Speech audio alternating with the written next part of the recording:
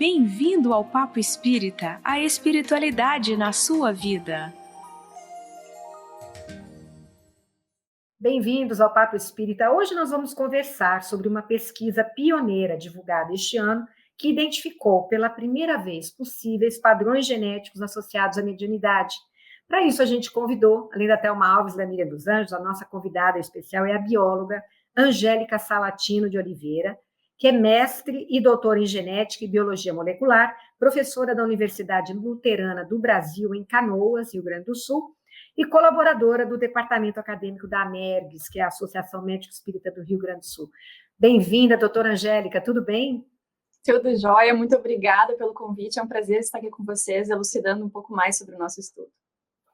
Bom, esse estudo super interessante, que foi divulgado pelo NUPES, que é o Núcleo de Pesquisa em Saúde, em Espiritualidade e Saúde, ele foi conduzido pelo professor Wagner Gataz, do Instituto de Psiquiatria da Universidade de São Paulo, com a presença da doutora Angélica, do doutor Alexander e outros pesquisadores, e vocês realizaram um estudo sobre genética e mediunidade, que parte da hipótese de que médiuns têm genes que codificam determinadas proteínas que poderiam estar associadas a uma questão que permite a experiência mediúnica. Ela foi publicada na revista Brazilian Journal of Psychiatry. A pesquisa investigou o sequenciamento dos genes de 54 médiuns experientes e os comparou com os seus parentes de primeiro grau que não possuem a habilidade mediúnica. E os resultados identificaram 33 genes que apresentam variações em pelo menos um terço dos médiuns estudados e que não foram detectados entre os seus familiares que não são médiuns. Então, eu começo perguntando, doutora Angélica, o que motivou essa pesquisa e como é que ela foi realizada? Bom, o que eu posso dizer para vocês? Assim, a gente precisa entender melhor o fator genético que pode estar envolvido na mediunidade. Aqui no nosso estudo, a gente não teve o desejo de identificar o que é mediunidade, não foi esse o objetivo, né? Mas partindo de um princípio que a mediunidade está presente, né? Esse fenômeno mediúnico está presente, acontece em algumas pessoas que relatam esse tipo de experiência, pessoas ao seu redor que identificam esse tipo de essa experiência, esse tipo de comunicação, né? Partindo desse princípio, a gente gostaria de entender os fatores biológicos que estariam envolvidos nisso, né? Então, entender a genética por trás que pode estar relacionada à mediunidade. Então, esse foi o nosso objetivo principal, assim, o que motivou a gente a entender melhor, para que a gente possa estudar mais, na verdade, né? Abrir caminhos, abrir possibilidades, abrir hipóteses do que pode estar acontecendo biologicamente nessas pessoas que alegam ter experiências espirituais, né?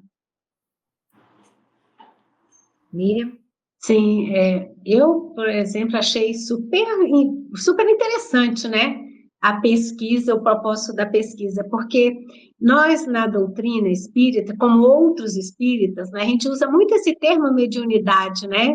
Enquanto um fenômeno que nos permite comunicação, perceber, né, a presença extrafísica, né? De outros irmãos já desencarnados, e quem faz esse intercâmbio a gente chama de médium.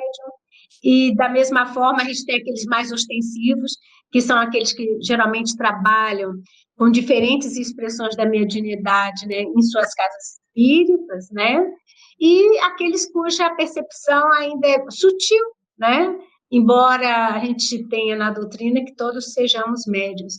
Mas o que eu quero levar, que eu achei muito interessante, é que como esses médiuns, vou chamar eles de ostensivos, né, porque são aqueles que trabalham efetivamente, né, nas suas casas espíritas, eles apresentaram alterações genéticas, né, em algumas expressões gênicas, né.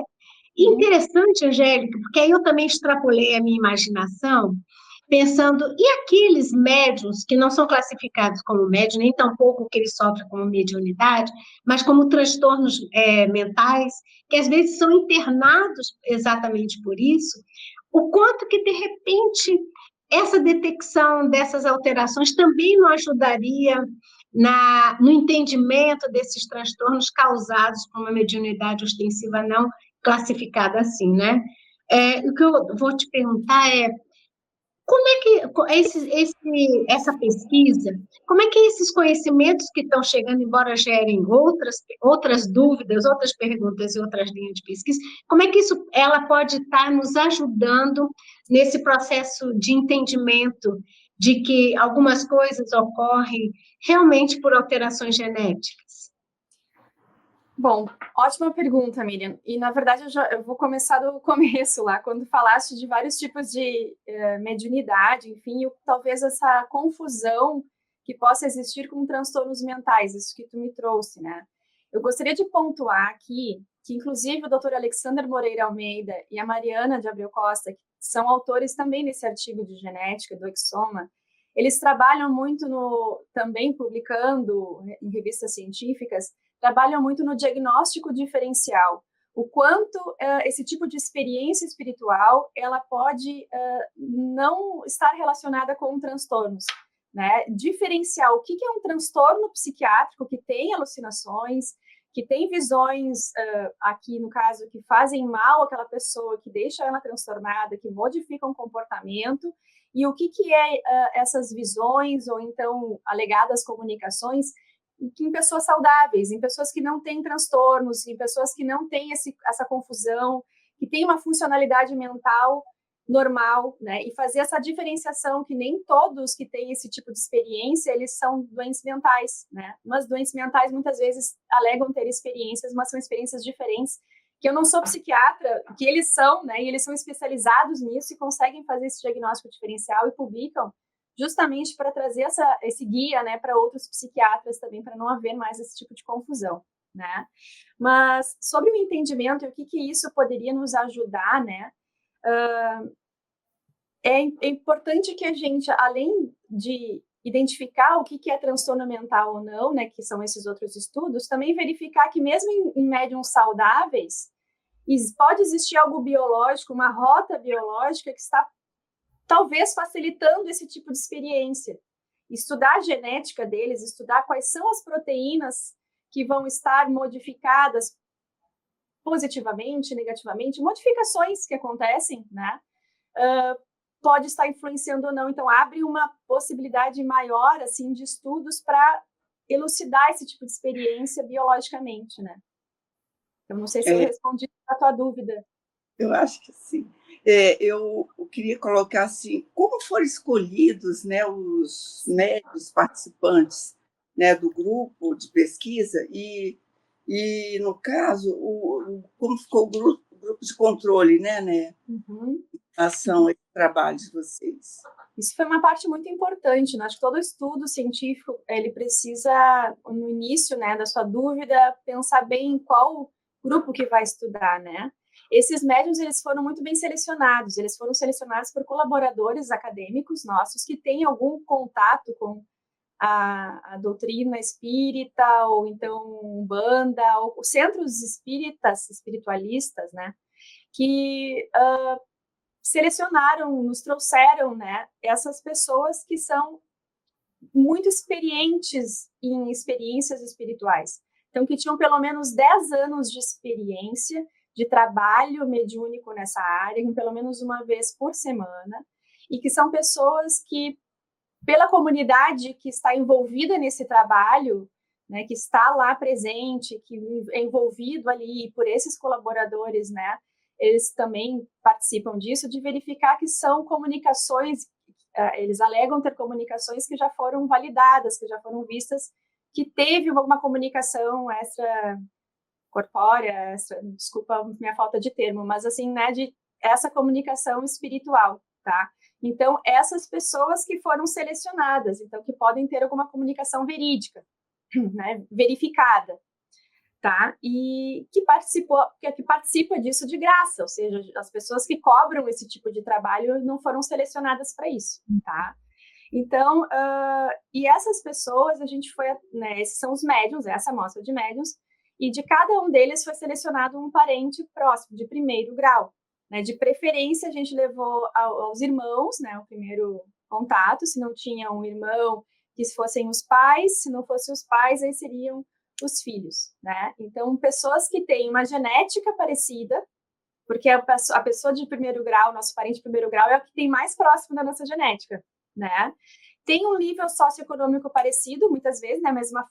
A mesma família, mesmo ambiente familiar. Então, essa parte ambiental, socioeconômica, enfim, estaria controlada, né, nesse tipo de estudo, que é uma forma de estudar doenças complexas, né, que a gente fala, e é uma metodologia bastante usada na literatura.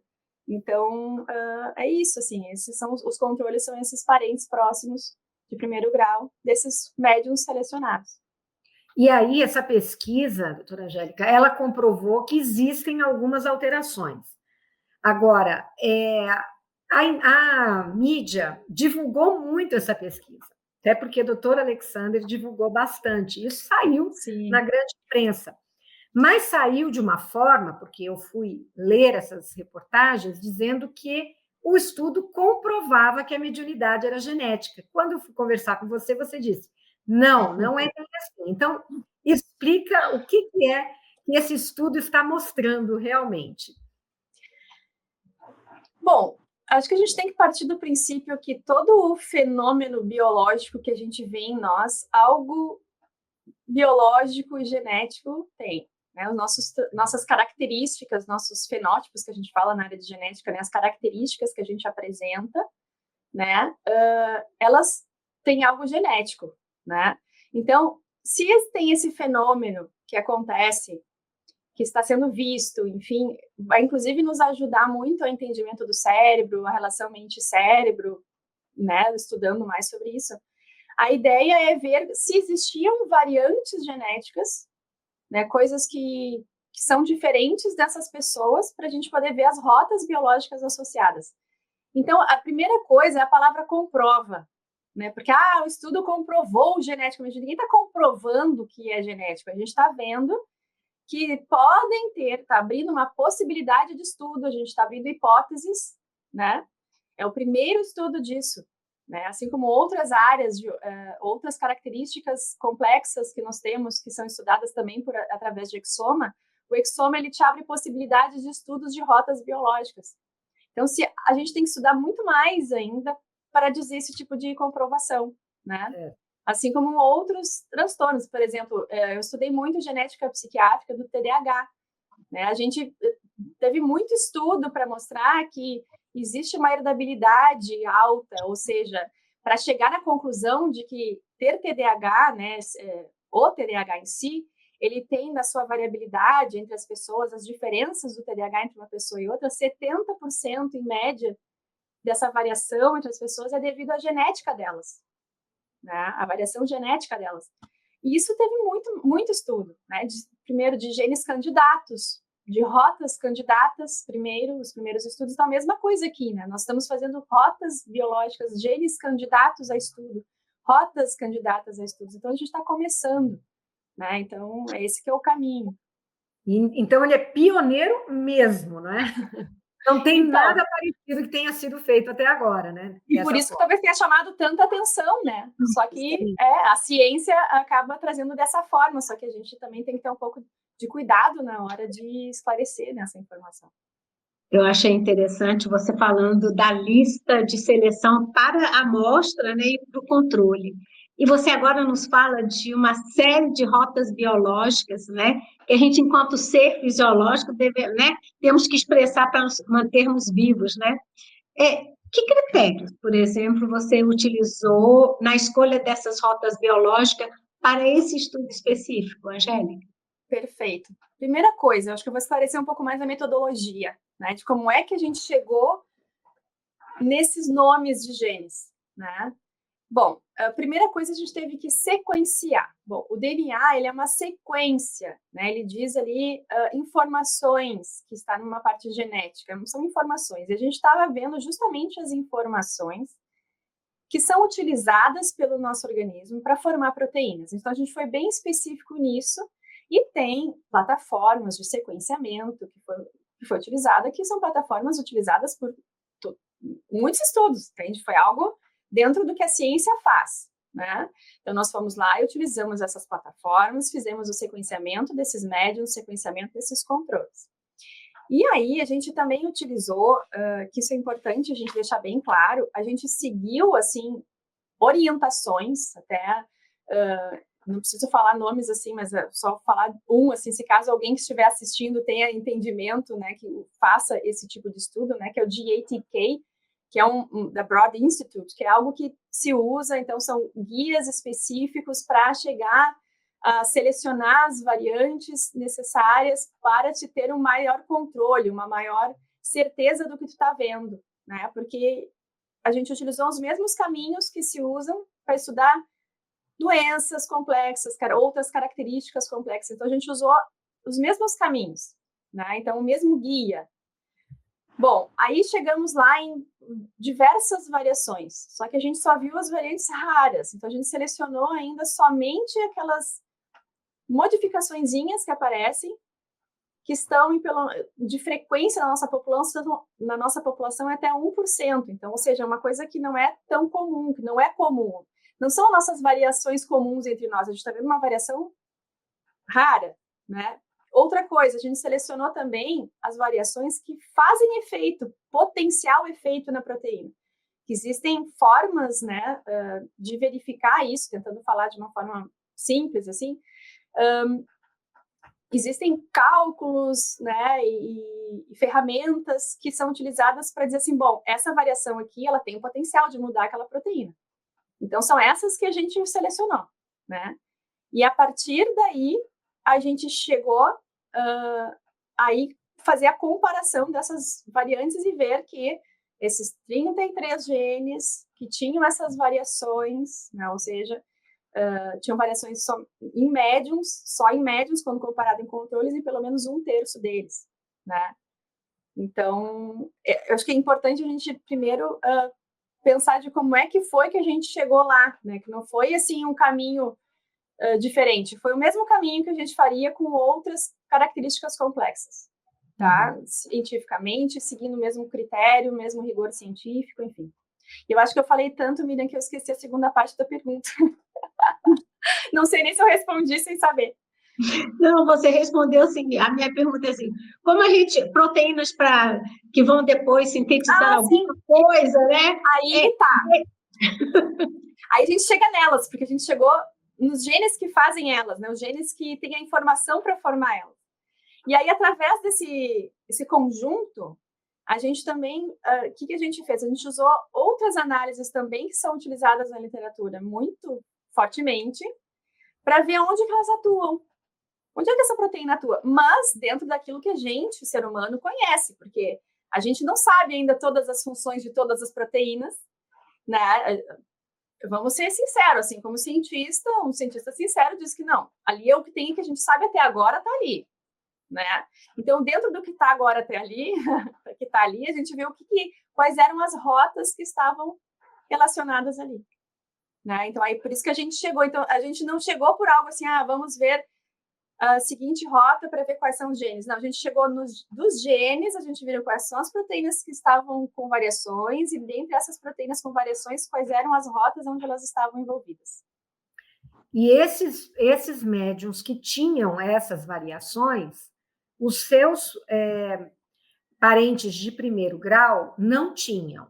Não tinham. Então, da onde eles poderiam herdar, se isso não passou, por exemplo, de pai para filho, ou não passou para um irmão? Da onde viria isso? Desculpa, a minha pergunta é muito leiga. Não, imagina, mas na genética a gente tem, assim, as mutações, que são essas modificações, né? Elas podem acontecer ou na formação do gameta para passar para o filho, né? Quando vai formar o gameta, né? O espermatozoide, o óvulo ali, naquela formação desse pode acontecer, e aí o filho ter aquela mutação. Ou então, algo que acontece no desenvolvimento daquela pessoa, ou desde lá do início, lá no útero, lá no zigoto, lá no início da nossa formação, pode acontecer a mutação ali e surgir para a pessoa, desde lá do início. Então, pode ser uma mutação nova, que a gente chama, não sei, isso são hipóteses que eu estou trazendo aqui junto com vocês, tá? Mas o que a gente viu é que essas pessoas não apresentam. Ou então ela recebeu de um pai ou de uma mãe que não foi analisado. Por exemplo, se foi analisado o irmão, um recebeu e o outro não. Certo. Né? Quer dizer, Então, isso, a partir daí, a gente abre uma porta para outros estudos, né? Esse é um estudo claro. inicial. E o que é que vai... qual é a sua ideia de para onde esse estudo vai nos levar? O que vocês já estão pensando de investigar a partir daí? Bom, a gente pode fazer algumas outras comparações, tá? A gente pode comparar com amostras psiquiátricas, apesar de que a gente já tem, né? Esses mesmos médiums, eles foram avaliados com escalas, com critérios psiquiátricos, né? Que analisaram, inclusive, a funcionalidade deles, né? O funcionamento deles, então, os sintomas de transtornos e também como que aquela pessoa está vivendo, se ela tem um funcionamento normal ou não. E viram-se que esses médiums que a gente estudou, eles sim tinham saúde mental, tá? Então, é um outro estudo Mental, também. super importante. Isso, então, é isso que tá. Isso tá um outro estudo que foi publicado também, que é do Dr. Alexander, do Gataz e da Mariana, que são também 3 autores deste mesmo artigo da genética. Então, eles publicaram com esses médiums mostrando a saúde mental deles, né, e o funcionamento, enfim. Mas, assim, a gente também pode comparar a genética disso com outros transtornos, a gente pode aumentar a amostra, a gente pode trabalhar com esses genes como coisas candidatas. Bom, vamos focar em tal rota biológica, vamos analisar esta. Esta aqui é este gene. Quem sabe a gente analisa esse gene mais em detalhe, não só nos exons, mas também numa região regulatória dele. Então, abrir várias possibilidades de comparação e de estudos focados em algumas rotas, né? A partir daí, então, e aquilo que nas mídias sociais, né, a gente já falou, tanto o Dr. Gataz, o Dr. Alexander também, né, de convidar a comunidade científica a estudar, né, a trazer essa informação, de verificar essas informações, né, ir atrás, né, sem dogmas, sem problemas de estudar algo que não foi estudado, né, para que a gente possa chegar em mais conclusões. Certo. Exatamente, abre um leque de possibilidades, né? Exatamente, essa é a ideia. Doutora Angélica, a partir desse estudo, ele está sendo divulgado, como é que está sendo a receptividade dele? Eu sei que aqui dentro a nossa mídia divulgou bastante, mesmo porque o Brasil é um país muito ligado à mediunidade, né? Não só o espiritismo, mas a gente tem as religiões de matriz africana que também lidam com esse intercâmbio espiritual. Não sei se por conta disso, né, o Brasil foi o pioneiro na abertura disso. Às vezes, com todas as dificuldades que se possam ter na pesquisa científica aqui no Brasil. Então, a minha pergunta é, isso tem gerado algum interesse internacional? O que vocês estão sentindo a partir da divulgação preliminar assim, desses estudos? Então, a gente tem recebido, e eu falo nós, equipe, né, recebido muito interesse das pessoas nessa área, né? Eu acho que realmente abriu-se uma porta, né? Porque não que não existisse estudo sobre genética, sim, era primeiro, mas não que não existisse estudos dessa fenomenologia. Existia, mas eu acho que através desse estudo eu tenho impressão, assim, pela minha opinião particular, né, que abriu uma porta muito grande a partir deste. Né? Eu acho que chamou muito a atenção e aí existem muitas pessoas que estão interessadas em saber mais, em saber o que foi, como que foi feito, né, elogiando. E aí a gente também recebe o que é muito bom. Acho que qualquer cientista, como qualquer estudo, né, precisa de pessoas que queiram colaborar, dizendo assim, olha, quem sabe desse jeito, ou quem sabe se a gente tivesse feito assim, ou muito bom o jeito que tu fizeste este, né? Pessoas que querem colaborar e dar a sua opinião, poder contribuir, né, para os estudos a partir de então. Então, isso sim tem acontecido. Claro que existem críticas, né? Eu acho que mexeu muito na comunidade científica.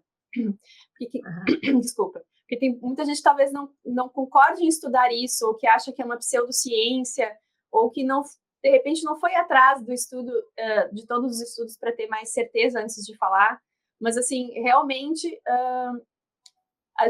acho que remexeu, né, muito em muitas pessoas, mas eu vejo isso por um lado muito bom, porque é importante que remexa e a gente está bem seguro do que a gente fez, né? Então, acredito que tá tudo certo e eu acho que realmente abriu bastante possibilidade para seguir adiante, assim. É interessante porque, de alguma forma, né, está se mostrando que existe uma alteração, né? Eu acho que isso que é interessante. E o meio acadêmico, cabe a ele pesquisar, não é? Ir adiante, trazer informações. E voltando ao seu artigo também, Angélica, interessante também estava nessas alterações quando menciona as células epiteliais, né? As células do sistema imunológico e as epiteliais.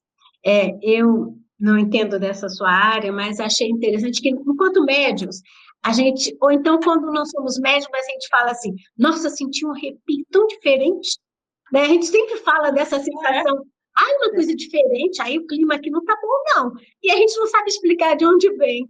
Mas eu achei muito legal você mostrar que, de alguma forma, nesses médiuns estudados, existe essa alteraçãozinha que leva para esse olhar a ser ainda aprofundado, né?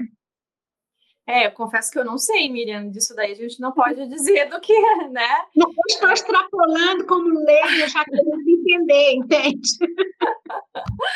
Sabe que uma coisa que eu tenho recebido muito, assim, é médiums que me mandam mensagens agradecendo, porque se de alguma forma mostrar que existe alguma variação biológica ou uma rota biológica que esteja relacionada, para muitas pessoas médiums que provavelmente passaram por muito preconceito ou acharam que eram doidas, ou enfim, aí elas começam a perceber assim, poxa, mas até a ciência está começando a estudar isso, né? E elas agradecem, muito obrigada por tu estar estudando. Interessante isso que tu me trouxe, Miriam, porque são essas experiências que os médiums têm, né? Que eles dizem sentir essas coisas e, né, fazer comunicações e a gente conseguir estudar isso. Eu me sinto assim mais empolgada ainda de continuar estudando, porque essas pessoas se sentem acolhidas, né? Tipo assim, está tendo estudo sobre isso, então tá tudo bem, não sou louca, tá acontecendo isso comigo, né? Então é muito interessante isso. Você está tendo um feedback muito bom em relação a isso, né? Porque, assim, as pessoas que têm a mediunidade, principalmente sem conhecimento doutrinário, no início também do processo da mediunidade, ela passa por vários fenômenos, né, de irritabilidade, de estresse, no sentido de não saber com quem está lidando, de taquicardia, assim, de todo tipo de sofrimento.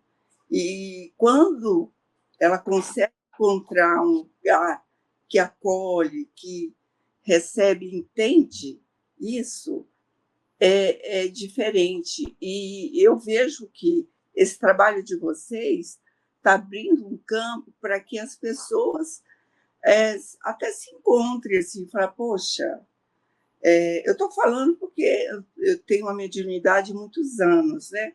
E no começo eu confesso que foi muito difícil e complexo, né? E aí, quando você se depara com a ciência, né, algumas pessoas do campo científico já começando a mostrar alguma coisa, aí a gente fica muito feliz, porque as pessoas que vêm agora vão sofrer um pouco menos, né?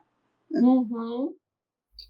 Eu achei isso muito legal, assim, muito interessante. E eu acho que cada vez mais a gente tem que estudar essas doutrinas, essas experiências, como elas são, como que elas acontecem, o que essas pessoas passam, qual é o nível de sofrimento psicológico, né? E aquilo que eu falei lá em outra pergunta, né? A importância de esse diagnóstico diferencial, né? De ter esse cuidado, se os médicos psiquiatras tiverem esse acesso a estudar cada vez mais né, a parte espiritual do ser humano, essa espiritualidade, a religiosidade delas, e não negligenciar isso, né, vai poder contribuir muito para a saúde mental, né, porque vai poder distinguir esse tipo de experiência, né, na hora do diagnóstico, então é muito bom, E, realmente. Angélica, a gente recebe aqui muitos psiquiatras e psicólogos, médicos, Sim, né? De todas sim. as vertentes, mas são espíritas. E eles têm essa abordagem, digamos assim, empírica, né? Na prática, de buscar esse lado espiritual, e isso tem demonstrado para eles que tem um ganho para a pessoa em termos de saúde mental e física.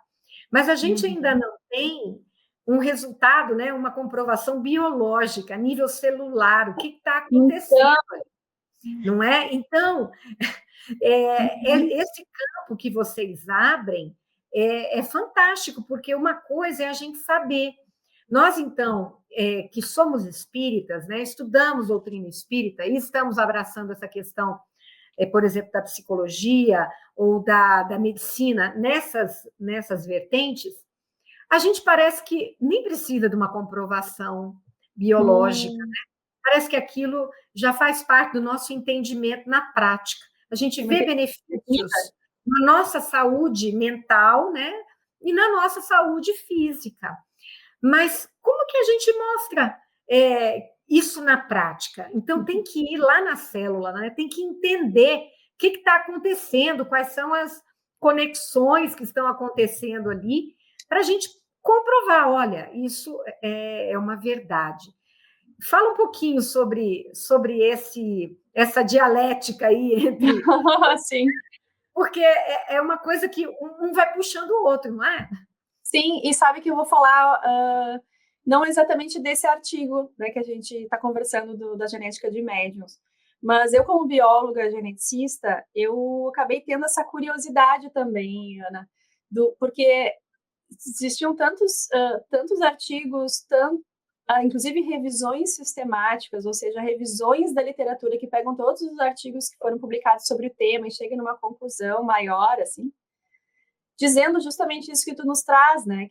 Que a religiosidade, a espiritualidade, a forma como a pessoa lida com isso na sua vida interfere na sua saúde, né? Normalmente, melhorando a saúde, diagnósticos, tratamentos, enfim.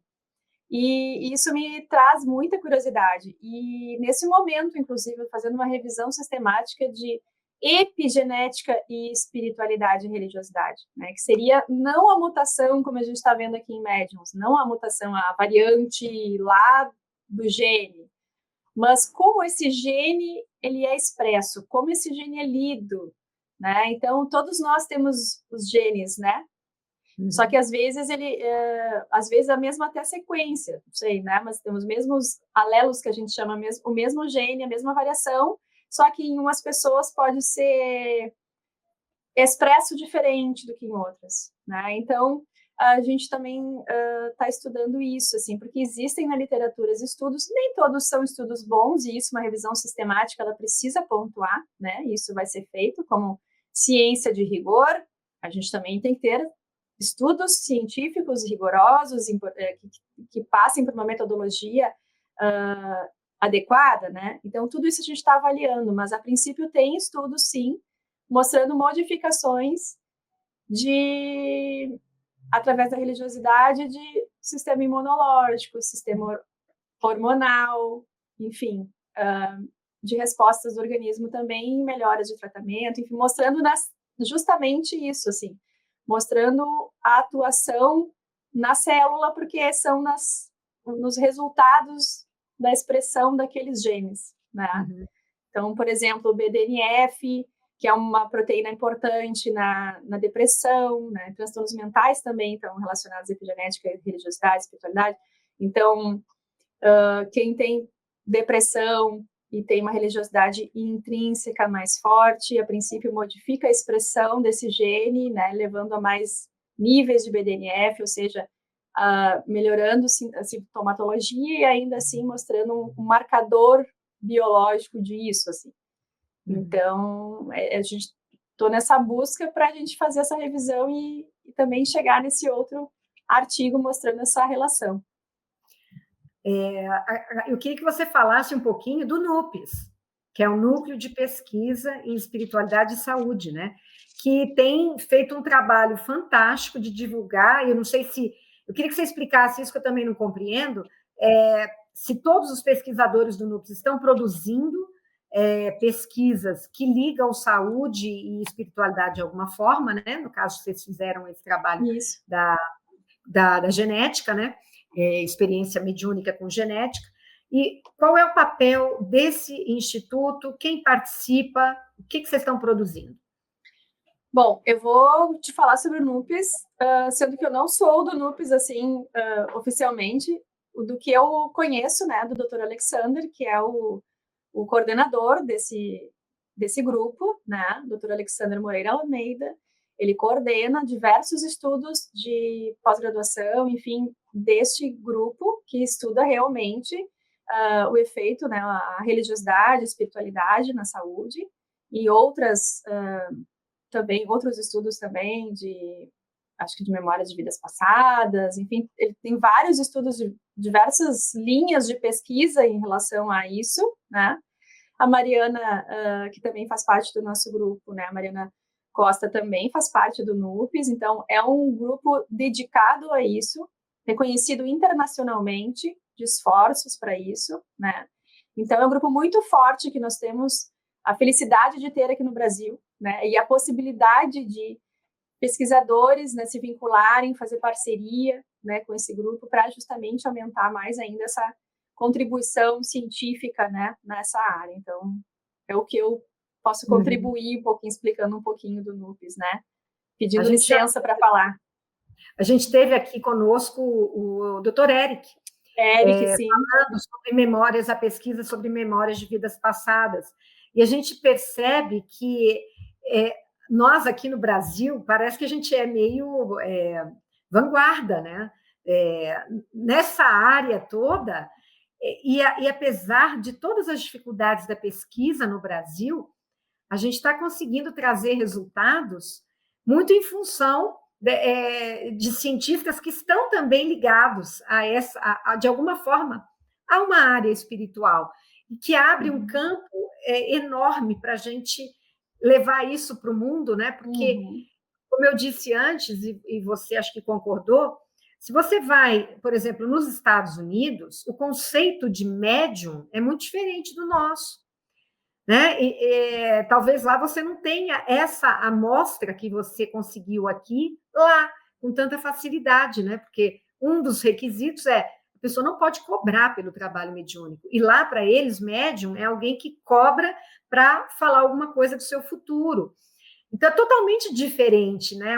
Culturalmente falando, na prática. Então, eu acho que aqui a gente está sendo vanguarda, né? Você me diga se sim.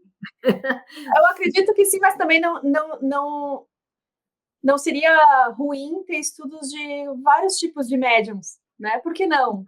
Né? Assim como um transtorno muitas vezes é mais frequente em países e às vezes a característica de até mesmo de transtornos ou de doenças pode diferir um pouco de um país para outro, porque a cultura influencia, enfim.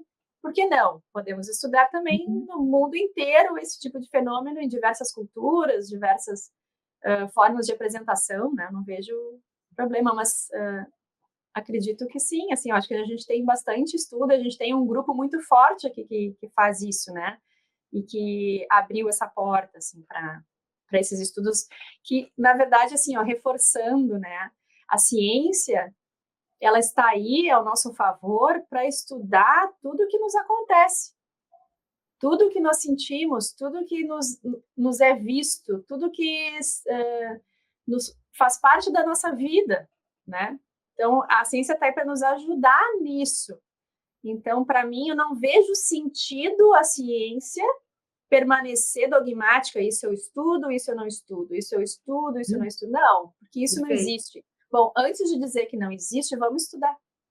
Para ver se não existe, né? Ou se não existe, ou se não faz sentido, ótimo. Tudo bem, chegamos a essa conclusão, não faz sentido algum. Mas que tenham pessoas, cientistas, que possam conversar sobre.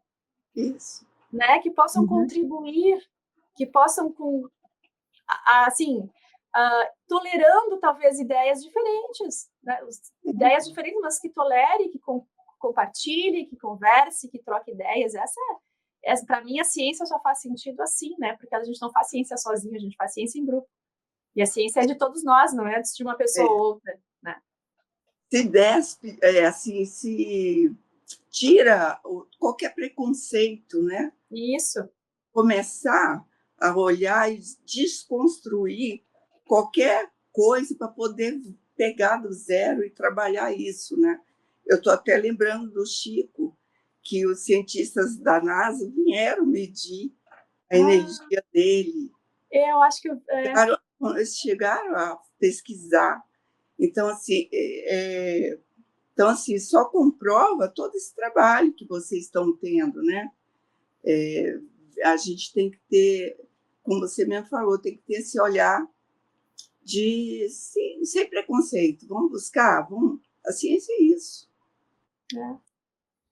E é interessante, né, por fim, que já está dando nossa hora, esse caminhar, né, que nós estamos conversando aqui, né, de certa forma a gente vai, a ciência vai mostrando como é que a gente vai se relacionando com o mundo externo e como isso também vai afetando, né, a nossa parte interna, vou chamar assim.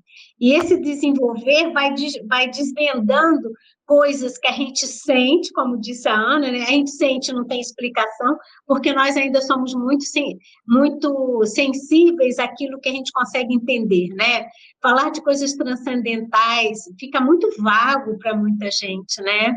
A gente precisa viver para sentir. Mas a ciência faz um bolo único.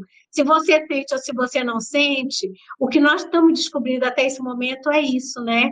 E o não constatar também é um resultado, né? É um resultado para direcionar novas pesquisas, né? Antes da gente encerrar, só queria parabenizar você, Angélica, e todo o grupo que trouxe para nós essa perspectiva de entendimento melhor daquilo que a gente sente que acontece, mas que não tinha uma palavra, né, que pudesse conduzir.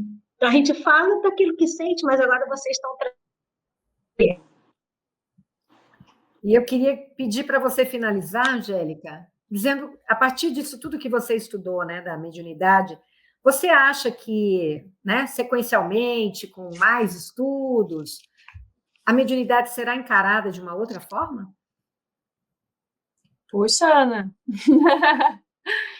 não sei te dizer se vai ser isso, assim, mas acho que num contexto mais geral, sabe, eu acredito que no futuro as coisas não vão ser tão separadas, sabe? Eu acho que essas experiências espirituais, a religiosidade, a espiritualidade vai ser mais normal na ciência, né? Vai ser algo comum, né? Vai ser algo que vai ser visto, vai ser estudado, vai ser entendido, né? Mas talvez algo bem para o futuro aí, para dizer que pode ser encarado com mais naturalidade. Mas assim, tentando fazer alguma previsão assim de algo, não sei. Mas agora, neste momento, nós estamos criando muitas hipóteses e a gente tem um longo caminho, a gente não comprovou nada. A gente está aumentando as possibilidades de estudo e vendo que é possível que tenham rotas biológicas aí, proteínas, genes envolvidos nessa fenomenologia, na mediunidade. Tem muito para obrigada. descobrir. Muito para descobrir. Obrigada, doutora Angélica. Parabéns por essa equipe, né, ter feito esse trabalho.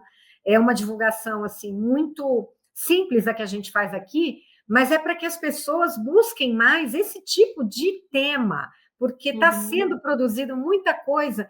Inclusive, eu queria que você deixasse as redes sociais, os contatos de aonde as pessoas podem buscar mais informação sobre essas pesquisas que estão acontecendo. A gente vai tentar trazer para cá, né, mais pesquisadores, para trazer mais informação, né? Quanto mais gente conversando sobre isso, a gente desmistifica muita coisa e mostra o trabalho que está sendo realizado, né? Angélica, quais são as redes que as pessoas podem seguir? Bom, eu sugiro o pessoal procurar, então, a rede social do NUPES, e tem o TV NUPES também, eu acho, no YouTube, também tem no Instagram, NUPES UFJF, tem o Alexander Moreira Almeida, que está sempre publicando muitas informações, tudo que tem saído na mídia, então, alex.nupes também, acredito que seria interessante. Tem de toda a equipe também, eu não sei o restante de todos os perfis, né? Mas se seguir o Alexander, teria o dos outros também, que ele publica muita coisa em conjunto. E tem o meu também, que eu coloco mais essas coisas direcionadas à espiritualidade, religiosidade, que é o gene.espiritualidade. Então, Ótimo. acho que seria por aí. Espiritualidade. Ótimo. Angélica, super obrigada por atender aqui, por se dispor a conversar conosco. Eu e Thelma bem leigas, Miriam um pouquinho menos, nosso público talvez, não sabemos, né? Mas queremos dizer que se você gostou desse conteúdo, compartilhe ele, comente conosco o que você achou desse nosso programa, da nossa temática, o que mais que você gostaria de ver por aqui. Deixe seu like também, que é muito importante. A gente vai ao ar às quintas, 18h45, na TV Comunhão. Muito obrigada a todos vocês e até a próxima.